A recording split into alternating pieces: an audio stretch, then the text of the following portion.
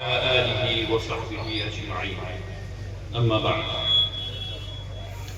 فقد ورد في القرآن الكريم بعد أعوذ بالله من الشيطان الرجيم بسم الله الرحمن الرحيم فآمنوا بالله ورسوله والنور الذي أنزلنا والله بما تعملون خبير.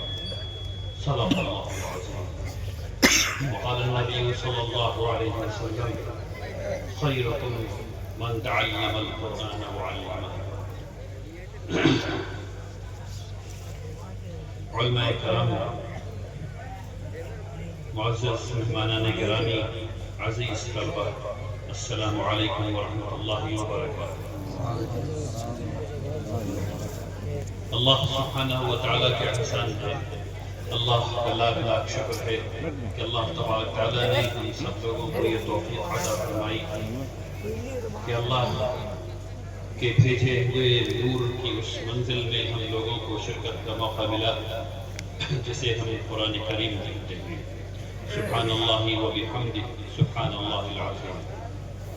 اللہ سبحانہ و تعالیٰ کی حمد و ثنا کے بعد میں شکریہ ادا کرنا چاہتا ہوں جناب مولانا محمد شمشاد صاحب ندوی کا، جناب ڈاکٹر محمد ارشاد صاحب کا، جناب امتیاز صاحب کا، جناب اسلم صاحب کا، اور جناب مولانا راغب حسین ندوی صاحب کا، اور آپ تمام حضرات کا جنہوں نے مجھے یہاں آنے کی دعوت دی۔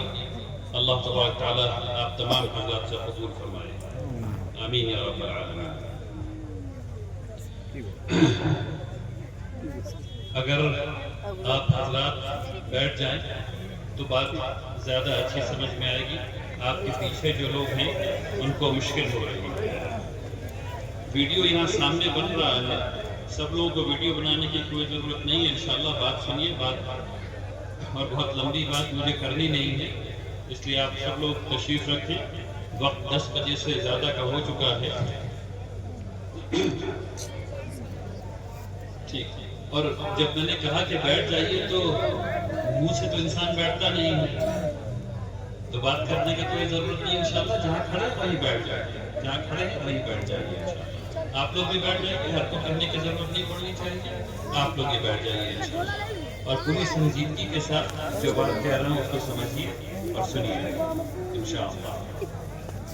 ابھی جو میں نے آیت آپ کے سامنے پڑھی ہے، اللہ تبارک تعالیٰ اس میں کہتے ہیں فَآمِنُوا بِاللَّهِ، اللہ پر ایمان لاؤ، وَرَسُولِهِ، اور اس کے رسول پر ایمان لاؤ، وَالنُّورِ الَّذِي أَنزَلْنَا، اور اس نور پر ایمان لاؤ جو میں نے نازل کیا۔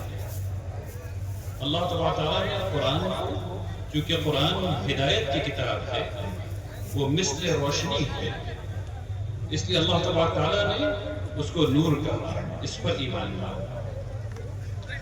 میں آج کیونکہ یہ مجلس قرآن کی مناسبت سے ہے، اس لیے میں قرآن پہ چند باتیں آپ سے کرنا چاہتا ہوں۔ جیسے ہی آپ نے کہا کہ ہم اللہ پر ایمان لائے، ہم رسول پر ایمان لائے، ہم قرآن پر ایمان لائے، اس کا کیا مطلب ہوتا ہے اس کو سمجھیے۔ اس کا مطلب یہ ہوتا ہے کہ آج کے بعد سے جیسے آپ نے کہا لا الہ الا اللہ محمد الرسول اللہ، اس کا مطلب یہ ہوتا ہے کہ یا اللہ میں ایمان لایا آپ پر، آپ کے رسول پر، آپ کی کتاب پر۔ میں یہ سمجھ رہا ہوں، میں یہ جانتا ہوں کہ میری خواہش نہیں چلے گی، آپ کی خواہش چلے گی۔ جو آپ کہیں گے وہ ہوگا، جو میں کہوں گا، جو میں چاہوں گا وہ نہیں۔ مجھے اپنی زندگی آپ کے کہنے پہ گزارنی ہے۔ ایسا کیوں؟ ہم ایسا کیوں کریں گے؟ ہم اپنی جو فریڈم ہے، ہماری جو آزادی ہے، اس کو کیوں چھوڑ دیں؟ اس بات کو سمجھنے کی ضرورت ہے، اس کو کیوں چھوڑ دیں؟ اس آزادی کو کیوں چھوڑ دیا جائے؟ اس آزادی کو اس لیے چھوڑا جائے کیونکہ ہم لوگوں کو اب یہ پتہ ہے، کیونکہ ہم یہ ایمان لائے ہیں کہ اللہ تبارک تعالیٰ ہم لوگوں سے ہر وہ کام کروانا چاہتے ہیں جس سے ہماری زندگی باعزت ہو اور اس دنیا میں بھی کامیاب ہو اور اس دنیا میں بھی کامیاب ہو۔ جب آپ اسلام پر چلتے ہیں تب آپ کیا کیا نہیں کر سکتے ہیں، اس کو سمجھیے۔ قرآن پہ آپ ایمان لے آئے، اللہ تبارک تعالیٰ نے کہا اب جھوٹ نہیں بول سکتے، اب جھوٹ نہیں بول سکتے۔ قرآن یہ کہتا ہے کہ تم وہ کیوں کہتے ہو جو کرتے نہیں ہو، اب ہم جو کہیں گے وہ کرنا پڑے گا۔ جب آپ جھوٹ نہیں بولتے ہیں تو کیا ہوتا ہے معاشرے میں؟ جب آپ جھوٹ نہیں بولتے ہیں تو کیا ہوتا ہے؟ آپ کی عزت بڑھ جاتی ہے معاشرے میں۔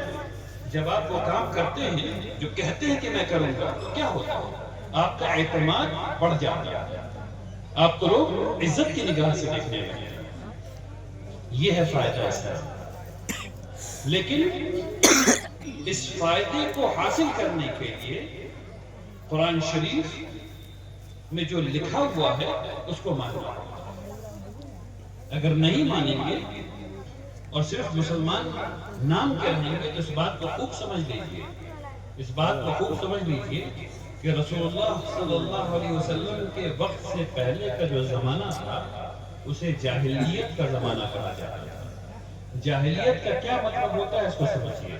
ایک عہد کو جاہلیت کہتے ہیں، یعنی رسول اللہ صلی اللہ علیہ وسلم جب حق کو لے کر کے آئے اور انہوں نے اقامت دین کر دیا اور اسلام پھیل گیا اور عدل قائم ہو گیا، یعنی سب لوگ انصاف سے رہنے لگے، اس سے پہلے کا جو زمانہ ہے وہ جاہلیت کا زمانہ ہے۔ کیوں کہلاتا ہے؟ کیونکہ انسان کی عادتوں میں جاہلی چیزیں تھیں۔